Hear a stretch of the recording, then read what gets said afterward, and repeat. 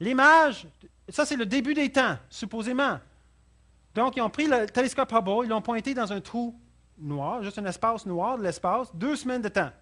Il n'y a même pas de lumière. Donc, si on voit quelque chose, c'est parce que c'est très, très, très, très loin. La lumière a pris beaucoup de temps pour venir jusqu'à nous. Et, à leur surprise, ils ont vu ceci. Mais c'est quoi ceci? C'est toutes des galaxies spirales, des étoiles, toutes formées. Attends, ça n'a pas de sens, là. Si on croit au Big Bang, les choses se forment graduellement à travers le temps. Ignorons le fait que ça ne peut pas se faire comme qu'ils disent. Mais c'est ça. Qu'est-ce qu'on voit ici? Ce qu'on voit ici, c'est qu'est-ce qui est écrit en Genèse 1,14. Dieu a placé les étoiles. Déjà fait. Adam, quand il était créé, il n'était pas créé comme un bébé, il était créé 30 ans. Dieu a placé les étoiles matures. On voit des supernovas, on voit des étoiles en train de mourir, mais on ne voit jamais des étoiles en train de naître. Pourquoi? Parce que Dieu a fait l'univers, boum, comme ça. Et c'est ça qu'on voit. C'est pas ça le modèle Big Bang, c'est pas ça le modèle évolutionniste. Regarde le Grand Canyon. C'est une coupe plus que 1 kilomètre de profond, 1,6 km de profond dans le sol. Plein de strates, on connaît ces images-là, plein de strates. Dans le système de registre fossile, ils disent qu'on a 10 sortes de strates. En passant, ce n'est pas 10 sortes de roches, c'est 10 sortes de fossiles. Je n'ai pas le temps de tout expliquer, là, ça n'a aucun rapport aux sortes de roches. Ce qui est intéressant, parce que ça, c'est supposé être le plus vieux, plus jeune, n'est-ce pas? Jurassique ici, il est supposé y avoir des dinosaures là, dans le Trias permien. Carbonifère, ça ici, c'est le Québec. Cambrien, Ordovicien, Silurien, ça, c'est tout le Québec. Où sont passés les 450 millions d'années après? Aucun signe. Bizarre. Les glaciers, ils les ont pris. Ah, c'est le fun, on ne peut pas savoir. OK, donc, mais le Grand Canyon, c'est un peu différent. Il y a un problème parce qu'il n'y a pas les 10 sites. Ce qu'ils ont, c'est, ils ont des 10 sections, ils ont 3, le Cambrien, Carbonifère et Permien. Le problème, c'est qu'entre le Cambrien, qui est supposé avoir 600 millions d'années, et le Carbonifère, qui est supposé avoir 450 millions d'années, la fin, et ici, qui est supposé avoir 300 millions d'années, Carbonifère, carbone, charbon, comme le charbon de Nouvelle-Écosse, le charbon de Pennsylvanie, c'est tout supposé être le Cambrien. Il y a beaucoup de fossiles de charbon dans le charbon. Beaucoup de plantes très grandes. Bon, il manque 150 millions d'années. Et le problème, c'est que quand tu marches dans le Grand Canyon, on ne marche pas sur le Cambrien, puis on voit Cambrien, puis on voit pas le Carbonifère dans l'air. Hein? On le voit comme ceci. OK? Ils sont directement un sur l'autre. Tout à travers le Grand Canyon. Il manque 150 millions d'années. Comment on fait pour faire disparaître 25% de notre modèle? Ça n'a pas de sens. 150 millions, c'est un énorme problème. On ne voit aucune évidence. Il n'y a aucune érosion. Comment on fait pour passer sans... Vous avez vu toutes les strates dans la photo? Ils sont droites. Regarde. Droite. Ça, c'est le Carbonifère. Là. Regarde, ils sont droites. Où est l'érosion? C'est supposé être là pendant 150 millions d'années. Ça prend combien de temps pour faire une érosion? Un petit déluge dans le Saguenay, ça a pris 24 heures. Et on a vidé une partie de la base. Où est l'érosion? Il y a une raison pourquoi il n'est pas là. Parce qu'il n'y a pas eu 150 millions d'années. Toutes les strates ont été posées durant ou juste après le déluge. Par un déluge. Les strates sont posées par des déluges. On peut le faire. On peut le faire dans les laboratoires. Ce qu'on ne peut pas faire, c'est imaginer que 150 millions d'années sont disparues et qu'il n'y a absolument rien et qu'il n'y a pas d'érosion. Ça, ce n'est pas scientifique, ce n'est pas logique. C'est ça qu'on enseigne dans nos écoles. Mais l'évidence n'appuie pas le modèle évolutionniste. Regardons dans le monde animal. On va regarder les attas. Les attas, c'est les fourmis rouges. Vous avez sûrement vu des découvertes, des choses où c'est des fourmis qui portent des grandes feuilles sur leur dos, puis ils font comme une grande ligne, puis ils vont jusqu'à leur tanière, etc. Mais ils sont très intéressants, ces fourmis-là. Regarde, là. Premièrement, ils récoltent les feuilles, mais ils ne les mangent pas. C'est pas leur souper, ça. Ils mangent les feuilles pour le bénéfice des champignons, puis eux, ils mangent les champignons. Donc, à l'intérieur de leur tanière, il y a des champignons. Ils amènent les feuilles dans leur tanière et ils les mangent, et ils les déposent, et ils poussent des champignons dessus, et eux, ils mangent les champignons. C'est déjà très bien. Hein? Ils sont des champignonistes. Ils fertilisent les feuilles avec un peu de liquide anal. Donc, ils ont un système de fertilisation, un peu d'azote pour fournir les champignons de quoi pour pousser, parce que c'est ça leur repas. Là, s'ils récoltent une plante qui est toxique pour les champignons relâchent un signal chimique et les fourmis ne récoltent plus ce matériel. Oh! Là, on vient de parler qu'il y a un système de communication qui existe entre les champignons, les bactéries, et les fourmis. Et que les fourmis ils ont précodé, l'information est précodée en eux, de comprendre que quand ce signal chimique est là, on ne peut plus amener cette feuille-là. Et ils se rappellent. Les champignons ne peuvent vivre en dehors de la colonie. Donc là, ils ont observé, c'est drôle, ces champignons-là, c'est spécifique. On le met dehors, puis il est parasité par toutes sortes d'autres champignons. Comment ça se fait qu'il y a juste une sorte de champignon dans la tanière? Et c'est bizarre. Oui, mais c'est pas si bizarre que ça, c'est que Dieu l'a fait. Les champignons protègent, les fourmis protègent des champignons parasitiques, qui s'appellent Escovapsis, avec une bactérie qui s'appelle Streptomyces, qui produit des antibiotiques puissants. En fait, la moitié de nos antibiotiques à nous sont basés sur Streptomyces. Eux, ils sont couverts d'une sorte de ces bactéries, les fourmis qui sont dédiées à garder les champignons. Il y en a qui sont dédiés pour aller chercher les feuilles. Il y en a d'autres qui sont dédiés à des champignonistes. Ils sont précodés pour faire ça. Ces fourmis-là sont couverts de cette couche blanche de bactéries qui tue toutes les autres bactéries, c'est un antibiotique, sauf la bactérie qu'eux, ils mangent. Est-ce que ça commence à être clair qu'il y a une complexité ici? Est-ce que c'est le hasard qui peut faire ça? La première signe d'infection, les fourmis se mettent à changer de place les champignons. Donc, même s'il y a quelque chose qui arrive, que l'infection rentre, toutes les fourmis lâchent leur travail, toutes. Ils viennent, ils prennent les champignons puis ils les changent de place. Comment est-ce que vous pouvez évoluer un système comme ça? Je n'ai jamais vu de modèle qui pourra faire ça. Premièrement, l'évolution fonctionne par hasard. Comment vous allez évoluer la communication entre les bactéries et les fourmis? Le problème, c'est que l'information doit être là avant, pas après.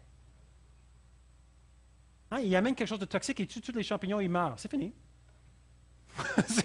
Game over, that's it. Il n'y a plus gain. Non, il faut que l'information soit là avant, parce qu'il ne faut justement pas qu'ils meurent.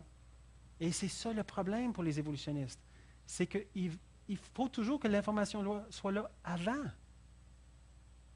Et que les deux soient symbiotiques. Un autre exemple comme ça. Vous êtes capable de me rester un autre quelques minutes? Ça va? OK. Stéphane a dit oui, donc vous n'avez pas le choix. Mais je trouve ça intéressant. On est le printemps, on voit les abeilles, on voit les guêpes aussi, mais on voit les abeilles. Et les abeilles, 60%, je crois, de notre alimentation, s'il n'y a pas d'abeilles, disparaît. Très important, les abeilles. Et on est dans une crise. Je pense qu'il y a eu un article dans Le Devoir hier concernant les abeilles, sur la page couverture. Si vous n'avez pas acheté là, c'est très intéressant qu'est-ce qui arrive avec les OGM, les problèmes avec des choses vraiment inattendues. C'est bien beau être des humains puis commencer à prendre du code d'une espèce, mettre dans une autre. On a du maïs qui est résistant aux insectes. Oui, mais le pollen, il va sur d'autres plantes. Les papillons monarques vont dessus. Ils prennent cette pollen-là et ils meurent. On n'a pas prévu ça. On ne pouvait pas le prévoir. Mais on voit que déjà, il y avait un système déjà établi dans la nature qui fonctionnait. Nous, on essaie de dire, ça c'est bon, ça c'est bon. C'est rarement bon. Regarde les animaux, les vaches, les Holsteins. Oui, ils produisent beaucoup de lait. Ils sont des très mauvais valeurs. En tout cas, les veaux, là, ils ont des problèmes à véler. Beaucoup de problèmes à véler. Donc, est-ce qu'ils vont survivre en dehors que les humains les soignent? Non. Ce n'est pas des bonnes vaches, des Holsteins. Des bonnes machines à lait. Mais ce pas des bonnes vaches. On a fait ça pour nous, pas pour eux. Donc, si on regarde ici la pollinisation, pensez aux abeilles. Les abeilles, ils sont dans la ruche et ils ont besoin, il y a une reine et il y a des abeilles qui sont des scouts, il y a des abeilles travailleurs dans la ruche. Donc, les scouts ont besoin d'aller voir où est le pollen.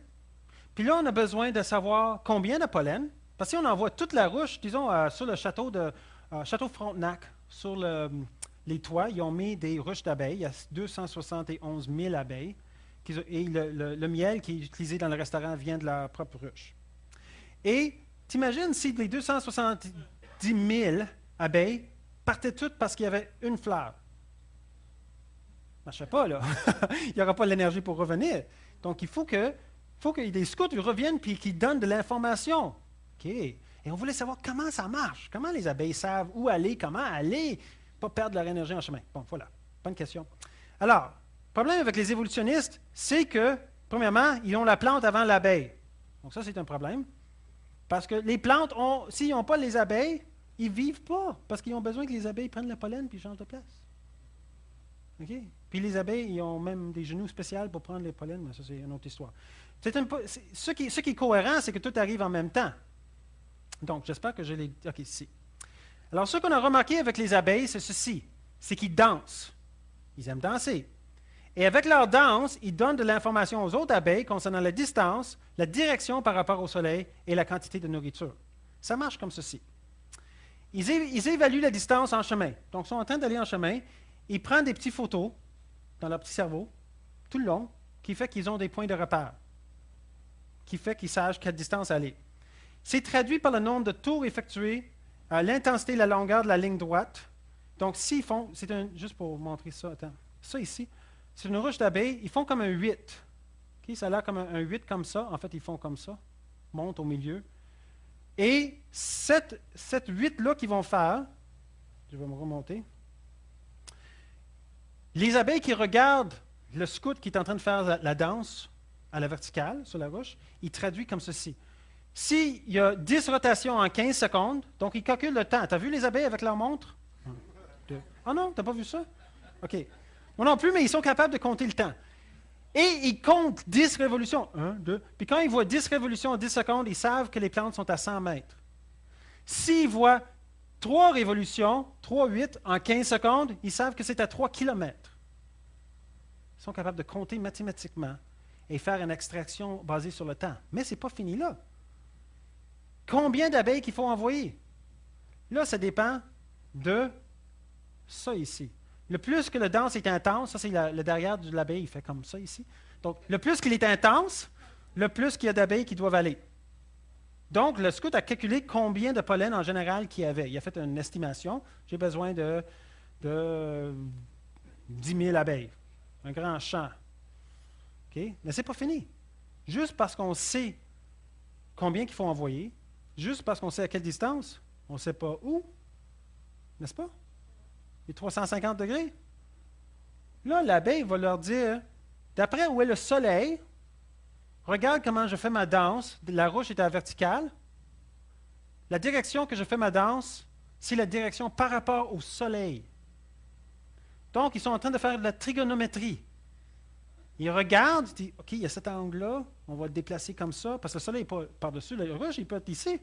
Ils vont, OK, on va le transférer là. Oui, c'est encore 15 degrés. Bon, mais on va par là.